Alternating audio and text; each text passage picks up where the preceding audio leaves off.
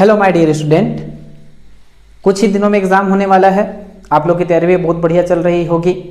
आज के इस वीडियो में हम लोग देखेंगे कि कैसे हम लोग एग्ज़ाम में लिखे कि हमें जो है बहुत अच्छा नंबर मिले। देखो, लिखने का तरीका जो होता है वो बहुत मैटर करता है। ये आप पिछले कुछ सालों में जब कोरोना के कारण ऑनलाइन एग्ज़ाम हुआ तब समझे होगे। सब ने जो है ऑनलाइन एग्ज़ाम दिलाया, घर बैठ के बुक गाइड देख के छापा, सबका आंसर बिल्कुल सही था, लेकिन परसेंटेज अलग अलग थे, सबके सेम परसेंटेज सबको नहीं मिला। तो इसमें जो चीज़ मैटर करी होगी वो क्या होगा, लिखने का तरीका। तो ये बात तो एकदम प्रूफ हो चुका है कि भैया लिखने का तरीका जो है एग्जाम में मैटर करता है। आप सही लिख रहे हैं, गलत लिख रहे हैं, ठीक है, जो भी लिख रहे हैं उसको किस तरीके से लिख रहे हैं उसके आधार पर भी नंबर हमें मिलता है। ओके, तो आज की इस वीडियो में जो है हम लोग कोशिश करेंगे समझने की कि कैसे लिखें एग्ज़ाम में कि हमें जो है अच्छा नंबर मिले। देखो, जब भी हम कोई एग्ज़ाम की तैयारी करते हैं तो उस एग्ज़ाम में सिलेबस के साथ साथ जो है हम इस बात की भी तैयारी करके जानी चाहिए कि जब ये क्वेश्चन आएगा तो हमें जो इस क्वेश्चन को कैसे रिप्रेजेंट करना है कि एग्जामिनर देखे और देखते ही एकदम खुश हो जाए, अरे वाह बच्चा बहुत अच्छा लिखा है करके। ठीक, तो इसके लिए जो है हमें किन किन बातों का ध्यान रखना चाहिए, क्या इसके पीछे साइकोलॉजी है, क्या तरीका है, इसको डिटेल में डिस्कशन करेंगे। ज़्यादा आपका समय नहीं लूँगा, एग्जाम का समय चल रहा है, 10-15 मिनट का वीडियो होने वाला है, आराम से देखिए, ठीक है, और फॉलो करने की कोशिश कीजिए। देखो, सबसे पहले हम लोग समझते हैं कि हमारा जो पेपर है लिखेंगे, उसके बाद जब चेक होने जाता है तो उसके साथ होता क्या है, वो चीज़ अगर हमें समझ में आ जाए, वहाँ की जो साइकोलॉजी है अगर हमें समझ में आ गई कि हमारे पेपर के साथ हो कैसा रहा है, कैसा चेक हो रहा है, तो हम वैसे ही लिख के आएंगे। ठीक है, देखो 3 कंडीशन हो सकते हैं आपका जब पेपर चेक होने जाए, 3 कंडीशन हो सकते हैं। ठीक है, या तो आपका किस्मत बहुत अच्छा रहे और उसको ऐसा एग्जामिनर चेक करे जो बहुत अच्छा हो, ठीक है, एकदम पढ़ पढ़ के बढ़िया सही आंसर तो सही नंबर दे और जितना क्वेश्चन में नंबर है उतना ही नंबर दे। ये बहुत रेयर कंडीशन में होता है। ठीक है, 10% केस में ऐसा होगा कि आपका जो आंसर सीट है ऐसे एग्जामिनर के पास एग्जामिन होने के लिए जाएगा, चेक होने के लिए जाएगा, जो बहुत अच्छे से पढ़ पढ़ के चेक करेगा। 10% ऐसे संभावनाएं हैं। ठीक, सेकंड कंडीशन क्या होगा, एक ऐसे जांचने वाले के पास जाएगा जो पॉइंट देखेगा, बस किसको देखेगा, पॉइंट को, या फिर जो आपका आंसर है उसको देखेगा। ठीक है, अगर मैथमेटिक्स वाले हैं तो आंसर को डायरेक्ट देखेगा, या फिर थ्योरी एग्जाम वाले हैं तो पॉइंट को बस देखेगा, हाँ पॉइंट सही लिखा है चलो नंबर दे दो, ठीक है, गिनो पॉइंट को नंबर दे दो।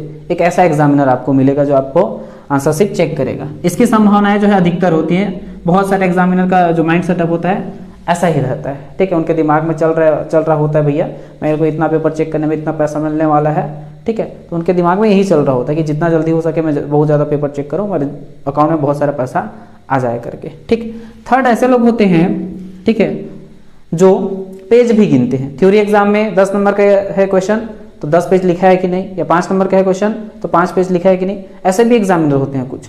ठीक है, गिनने वाले, पेज गिनने वाले। तो वैसे भी आप लोग को 40% एग्जामिनर देखने को मिल जाएंगे जो आपको पेज गिन के नंबर देंगे। तो उस कंडीशन में भी थ्योरी एग्जाम की बात कर रहा हूँ ना, इंग्लिश में आप बोलोगे सर पेज गिन के नंबर देंगे तो नंबर ही नहीं मिलेगा, इंग्लिश में बात नहीं कर रहा हूँ, थ्योरी एग्जाम की यहाँ पे बात कर रहा हूँ। ठीक है, जो जिसमें बहुत 10-10 नंबर क्वेश्चन आते हैं, 5-5 नंबर क्वेश्चन आते हैं, उन एग्जाम में बोल रहा हूँ, पेज गिनते हैं। ठीक है, तो 3 टाइप के एग्जामिनर होते हैं। हमको ऐसे प्रिपेयर करके जाना है कि हम आंसर शीट को ऐसे बना के आएंगे कि तीनों में से कोई भी चेक करे, या तो पहले वाला इंसान चेक करे जो बहुत बढ़िया पढ़ के चेक करता है वो चेक करे, या दूसरा वाला इंसान जो चेक करे जो पॉइंट देख देख के चेक करता है, या फिर तीसरा वाला चेक करे जो पेज गिन के चेक करता है। तीनों के हिसाब से हमारा आंसर शीट जो है 100% परफेक्ट हो, तब उनमें से कोई भी चेक करेगा आपको पूरा अच्छे से नंबर मिलने की संभावनाएं बढ़ जाएंगी। ठीक है, आप एक के हिसाब से जाओगे, अगर वो इंसान नहीं मिला तो आपने बहुत अच्छे एग्जामिनर मेरे को मिलेंगे, बल्कि वैसे ही लिख के आया था, बहुत एकदम लिमिटेड लिख के आया था, बहुत कम लिख के आया था, सटीक लिख के आया था, आपको ये वाला मिल गया तो फिर तो नंबर पूरा काट देगा।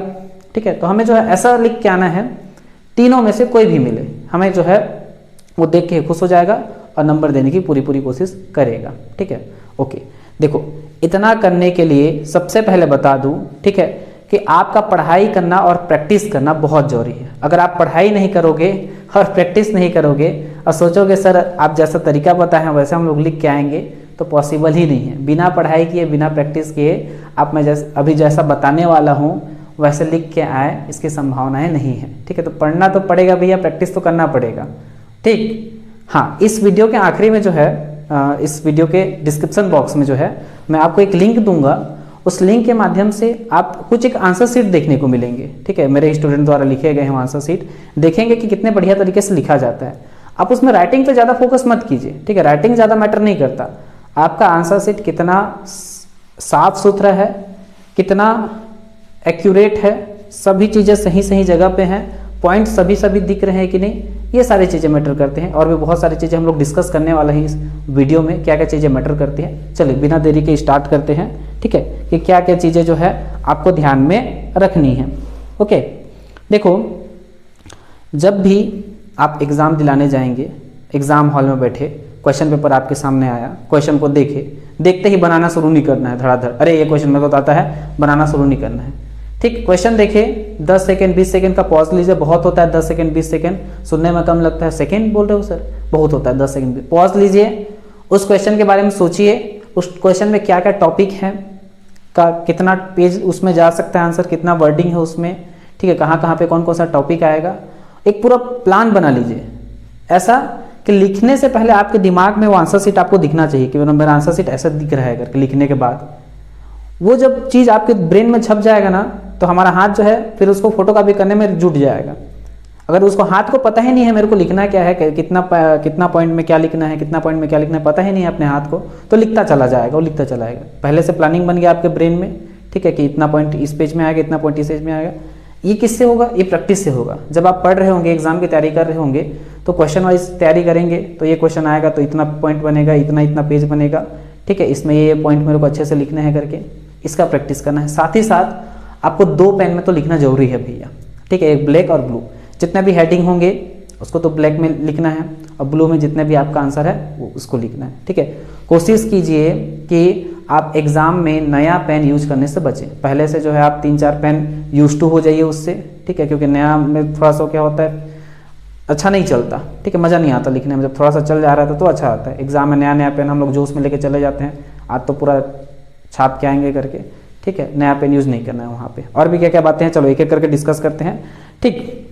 देखो, पहला बात तो मैं बोल दिया कि ब्लैक और ब्लू पेन का यूज़ करना है, ठीक है। उससे क्या होता है, टॉपिक जो है अलग अलग दिखने लगते हैं, आपके आंसर क्रमांक अलग अलग दिखने लगते हैं वहाँ पे, ठीक, और एक बढ़िया अरेंज दिखने लगता है, ठीक। दूसरा, जितने भी टॉपिक लिख रहे हो, जितने भी आपने मान लो एक आंसर में जो है 10 टॉपिक लिखा, तो ऐसे नहीं कि वो आंसर में 10 टॉपिक कहाँ खो गए पता ही नहीं चले, एकदम उभर के आना चाहिए टॉपिक, ऐसा लिखना है आपको, ठीक है। एक टॉपिक लिखा आपने, यहाँ पे एक टॉपिक लिखा, ठीक है, उसके बाद यहीं से लिखना प्रारंभ नहीं कर देना, उसी के साथ साथ बाजू से। इससे क्या होता है, टॉपिक खो जाता है, पता नहीं चलता कहाँ गया करके। आपको क्या करना भैया, सामने वाले लाइन को इज्जत के साथ छोड़ दो, ठीक है। यहाँ पे टॉपिक का नाम लिखे हो आपने, इस सामने वाले लाइन को पूरा छोड़ दो भैया, दिखना चाहिए इज्जत के साथ। यहाँ से लिखना शुरू करो, यहाँ से क्या करो, आप लिखना शुरू करो, तब जाके आपका जो है पॉइंट छुपेगा नहीं, खो नहीं जाएगा कहीं, ठीक है। जितना भी पॉइंट लिख रहे हो वो एग्जामिनर को दिखना चाहिए, हाईलाइट होकर, भैया ये पॉइंट को लिखा है करके। जितना भी पॉइंट लिखोगे सब के सब, ठीक है। कई लोग क्या करते हैं, आंसर नंबर को एक किनारे में लिख देते हैं, आंसर नंबर 5, ऐसा नहीं, एकदम बीचों बीच, ठीक है, एकदम बीचों बीच लिखोगे, आंसर नंबर 5, 6, 7 जो भी है बीचों बीच दिखना चाहिए कि ये वाला आंसर नंबर लिख रहे हैं। पता नहीं एग्जामिनर खोजना पड़ रहा है कहाँ पे आंसर नंबर है करके, सामने भी है। और किस में लिखोगे, ब्लैक पेन, जितना भी आंसर नंबर लिखोगे ब्लैक पेन में ब्रैकेट कर देना उसको, और हेडिंग लिखने के बाद उस वाले लाइन को छोड़ देना, अगले वाले लाइन से बढ़िया आप लोग स्टार्ट करना। इससे आपका जो हेडिंग होगा, जो टॉपिक होगा, वो क्या होगा, विजिबल होगा अच्छे से, क्लियरली से, ठीक है। हम लोग क्या करते हैं, पेपर में जो है मार्जिन बना के नहीं रखते हैं, ठीक है। पेपर में जो है मार्जिन बना के नहीं रखते हैं, एक लाइन यहाँ से शुरू हो रहा है, यहाँ पे खत्म हुआ, दूसरा लाइन यहाँ से शुरू हो रहा है, यहाँ खत्म हो गया, फिर यहाँ से शुरू हो रहा है, यहाँ खत्म हो गया, यहाँ से शुरू हो रहा है, ऐसा खत्म हो गया। मतलब पूरा इधर का ना मैच खा रहा है ना इधर का मैच खा रहा है, ठीक है, ऐसा नहीं होना चाहिए। इधर का आप एक पॉइंट से स्टार्ट करेंगे तो मैच खाना चाहिए पूरा आखिरी तक, वैसे आखिरी वाला भी क्या होना चाहिए, पूरा मैच खाना चाहिए। एंड जहाँ से हो रहा है, स्टार्ट जहाँ से हो रहा है और एंड जहाँ से हो रहा है, पूरा लाइनिंग मैच खाना चाहिए, बढ़िया दिखता है, ठीक है। ऐसे इधर उधर भागेगा आपका लाइनिंग जो है तो बेकार दिखेगा। अगर आप जमा के लिखेंगे, ठीक है, दोनों साइड के मार्जिन को मेंटेन करके रखेंगे, आभासी मार्जिन को बनाए जो कर रखे हैं उसको मेंटेन करके रखेंगे तो बढ़िया दिखता है, अरेंज दिखता है वो, ठीक है। ओके, अगला बात क्या है, देखो हम लोग क्या करते हैं, जब थ्योरी एग्जाम होता है, हिंदी वगैरह का एग्जाम होता है, ठीक है, बीए वालों को जो एग्जाम होता है या बीएससी वालों को जो जूलॉजी बॉटनी एग्जाम होता है, उसमें पेज भर भर के लिखने की कोशिश करते हैं हम लोग, पेज भर देते हैं, पूरा 25 लाइन है तो 25 लाइन में लिख देते हैं। ऐसा नहीं करना है, ठीक है। आपको अपने एक पेज को जो है छोटे छोटे 3-4 पैराग्राफ में बांटना है। एक पेज देखेगा एग्जामिनर, ठीक है, उसको लगेगा यार पूरा पेज भर दिया, बकवास कर दिया, गप मारा है करके। उसी एक पेज को आप 3-4 छोटे छोटे पैराग्राफ बना के लिखो। आपको एक तो कम लिखना पड़ेगा, ऊपर से दिखेगा अट्रैक्टिव। जब छोटा छोटा पैराग्राफ दिखता है ना तो लगता है कि हाँ इसने जो है कुछ कुछ बातों को जो है एकदम सार तौर पे लिखा है, बढ़िया से बना के करके, ठीक है। ये नहीं कि पूरा पेज भर दिए, अजीब दिखेगा पूरा पेज भर दो, ठीक है। क्या करना है आपको, पैराग्राफ बना के लिखना है, ओके। अगर आप जो है साइंस स्टूडेंट है, आपके एग्जाम में चित्र आने वाला है, डायग्राम आने वाले हैं, तो डायग्राम वाले जितने क्वेश्चन हैं पेंसिल में बनाओगे तो उभर के नहीं आते, पेन में बनाओगे बढ़िया उभर के आते हैं। तो ऐसा प्रैक्टिस, ऐसा कमांड होना चाहिए कि भैया डायग्राम जो है किस में बन जाए, एक ही बार में पेन से बन जाए बढ़िया, मिटाने की जरूरत नहीं है। मिटाओगे तो टाइम लगेगा, उतना टाइम रहता नहीं हमारे पास एग्जाम है कि मिटाते रहो, पेंसिल पकड़ो फिर इरेजर पकड़ो मिटाओ, ये सब काम नहीं करना है। एक ही बार बनाओ, पेन में जबरदस्त बन जाना चाहिए। उतना प्रैक्टिस करो, जो भी चित्र आपके, जो भी डायग्राम जो है आपके एग्जाम में आने वाला है, ठीक।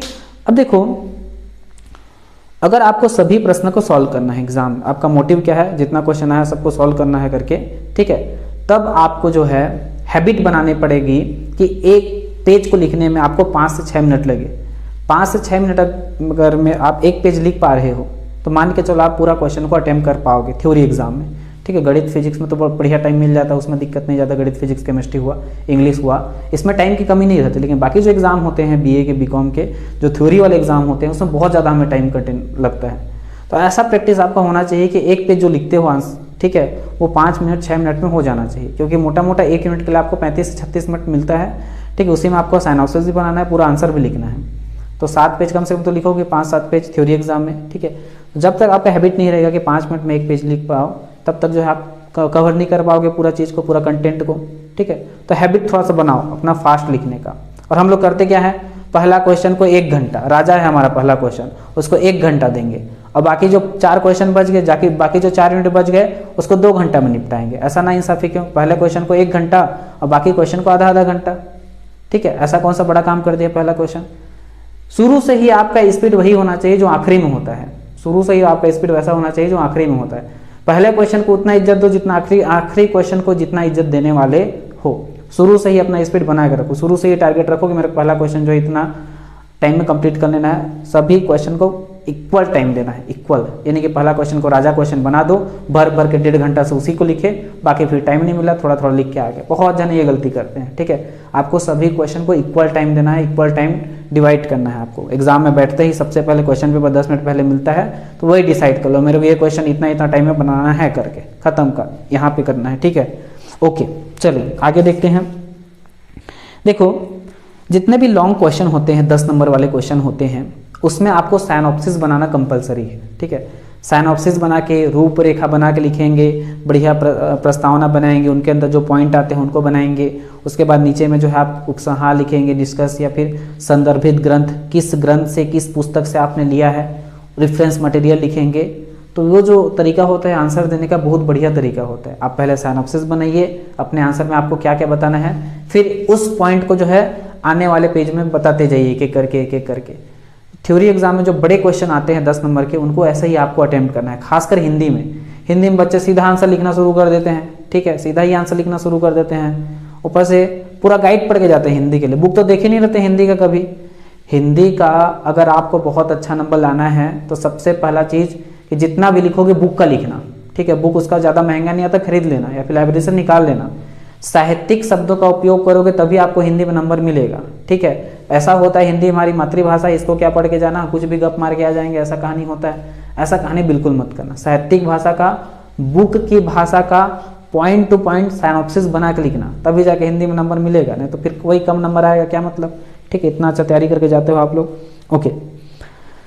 हो सके तो जितने भी स्टूडेंट है, खासकर साइंस के, ठीक है, कॉमर्स के भी, जो पॉइंट लिखते हैं, जो भी टॉपिक लिखते हैं, या फिर जो भी साइनॉप्सिस बनाते हैं, उसको कोशिश कीजिए इंग्लिश में बनाने का। इंग्लिश में बनाने से ना इंप्रेशन हमारा अच्छा पड़ता है एग्जामिनर पे, अच्छा हाँ ये लड़का होशियार है, ये लड़की होशियार है करके। इंग्लिश देखते ही उसके मन में एक साइकोलॉजी जनरेट होती है कि बच्चा होशियार है, इंग्लिश में पॉइंट्स को लिख रहा है करके।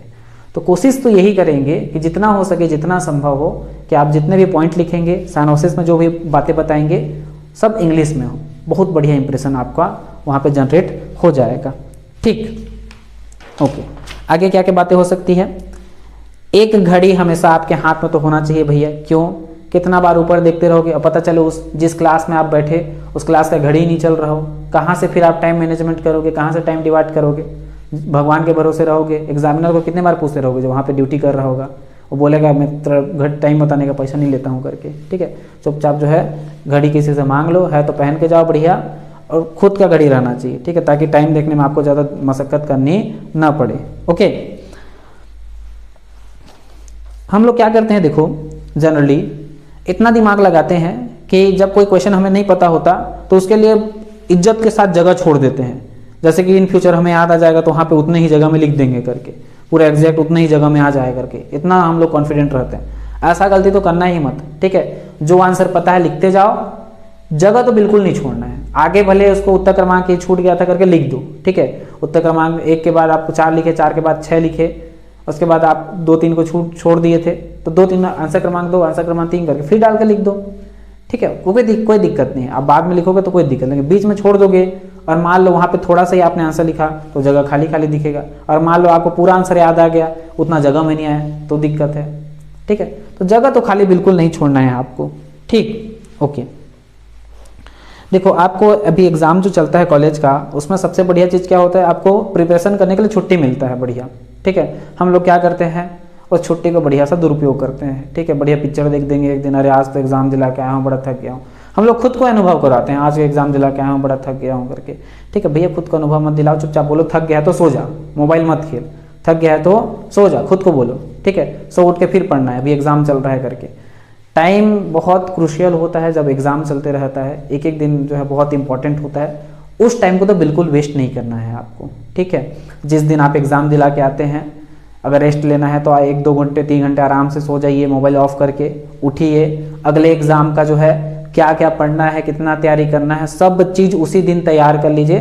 कोशिश कीजिए कि 1-2 यूनिट उसी दिन खत्म कर लें, अगले दिन बाकी यूनिट खत्म कर लें, और अगला दिन जो है पूरा रिवाइज कर लें, ये बहुत बढ़िया रहेगा। अगर जिस दिन एग्जाम दिला के आते हो उस दिन बस आलस में निकाल दिया, अरे आज तो एग्जाम था, रेस्ट करता हूँ, ये करता हूँ, वो करता हूँ करके, आपने बहुत बेकार काम किया है। फिर उस दिन को यूटिलाइज करना है आपको, ठीक है। बढ़िया पेपर दिला के आए, 2-3 घंटा सो जाओ, उसके बाद उठ के जो है फिर से अपने एग्जाम के प्रिपरेशन में भिड़ जाओ। ओके, देखो होता क्या है कि जब हम लोग लिखते रहते हैं तो कुछ गलत हो जाता है, एक आध वर्ड जो है, ठीक है, या फिर एक आध लाइन गलत हो जाता है तो पूरा ऐसे काटते हैं जैसे हम लोग कोई खून कर दिए हैं और उस खून को छिपाने का कोशिश कर रहे हैं, ठीक है। भैया बहुत गंदा दिखता है वो, ठीक। जो भी गलत हो जाता है, गलती हो जाता है, उसको सिंपली काटो, बहुत ज़्यादा कोचो मोचो करने की जरूरत नहीं है एकदम, ठीक है। साफ सुथरा बहुत जरूरी है आपका आंसर शीट का होना, भले ही आपकी राइटिंग कितनी भी गंदी क्यों ना हो, अगर साफ सुथरा है, पॉइंट एक एक करके दिख रहे हैं तो बहुत अच्छा दिखेगा। अच्छा, कई लोग क्या दिमाग लगाते हैं, पॉइंट लिखते हैं, उसके नीचे हाथ से अपने हाथों को स्केल बना के ऐसे लाइन खींचते हैं, ठीक है, अपने हाथों को स्केल बना के ऐसे लाइन खींच देते हैं, और भले ही आप बाकी टाइम में लाइन खींचोगे तो सीधा खींचा जाएगा, लेकिन एग्जाम में इतना हम लोग जल्दी रहता है कि कोई भी लाइन जो है हाथ से खींचते हैं खाली तो सीधा नहीं खींचाता है, ठीक है, वो बड़ा गंदा दिखता है। अगर आप किसी पॉइंट के नीचे में लाइन खींच रहे हैं, वो सीधा नहीं खिंचाया तो उस पॉइंट के खूबसूरती को घटा देता है, ठीक है। उससे अच्छा लाइन ही मत खींचो, और खींच रहे हो तो सबसे आखिरी में जब आपको बोला जाता है ना 5 मिनट बचे हैं अब जल्दी से कंप्लीट करो करके, तो उस समय में जितने भी आंसर है उसमें सिर्फ क्या काम करो, लाइन खींचने का, सिर्फ लाइन खींचने का। अगर आप बहुत ज़्यादा जरूरी समझते हैं लाइन खींचना, मैं तो कभी सलाह नहीं देता लाइन खींचने का कि आप लाइन खींचने में अपना समय वेस्ट करें करके, ठीक है।